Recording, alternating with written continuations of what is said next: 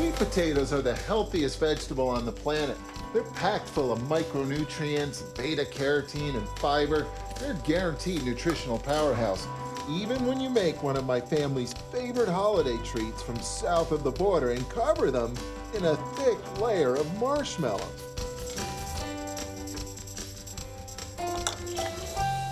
It's in my best interest to keep these under lock and key.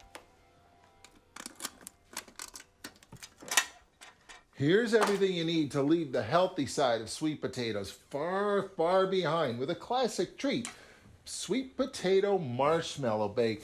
And I'm convinced this dish was created by a parent whose kids weren't in the slightest bit interested how healthy sweet potatoes are until they showed up at the table covered in marshmallows. So think of these as the product, and these are your marketing strategy. And it's always a good idea to make sure they didn't go sour or anything, sitting on the shelf. Setting aside the marshmallow issues, sweet potatoes really are extremely healthy. And because of that, it's a good idea to steam them. Boiling just leaches away flavor and color and nutrients. Steaming locks all the good stuff in. Once the sweet potatoes are tender, it's traditional around here to mash them with things like maple syrup and vanilla and nutmeg and butter. And you've got plenty of time, if you like, to brown the butter. 2 sticks, 8 ounces, a cup or so, lots of butter. In essence, there's 3 things here. There's the butter fat, of course, but also water and also milk fat solids. And after that little bit of water boils away, well, the fat starts browning the milk fat solids. Next thing you know, you've got serious depth of flavor. When the butter is as brown as you dare, and take it right to the edge, the browner it is, the better it tastes. But when it gets there, you need to stop that cooking. You need to slow it down. You need to take heat out of it. And one of the best ways to do that is just toss some marshmallows in. Just the sort of thing to stir into some sweet potatoes.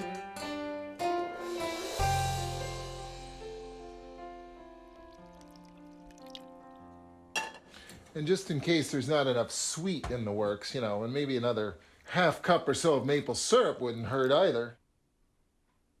And vanilla works really well here too, because vanilla goes with vanilla. That's what flavors marshmallows. A teaspoon or so. And some of my all-time favorite spice, nutmeg. All these sweet flavors work so well together.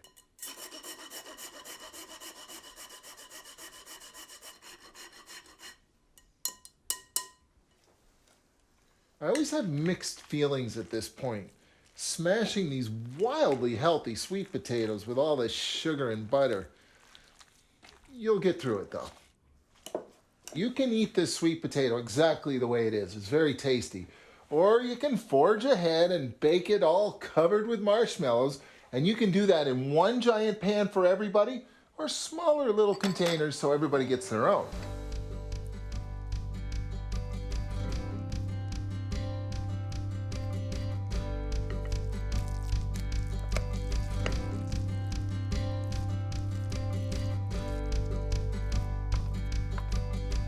And there's no particular plan here other than to cram every single marshmallow possible into every single square inch.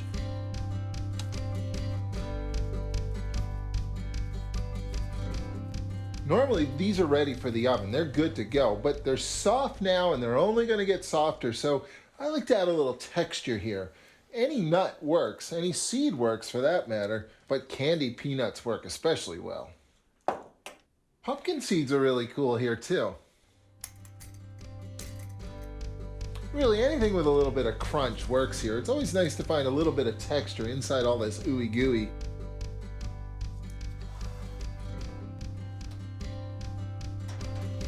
This is all about browning now, which is why 375 degrees is the perfect temperature. That's the temperature that sugar browns at. And the key here is not to look at the clock, but to look at the marshmallows. When things are looking brown and delicious, they're good to go.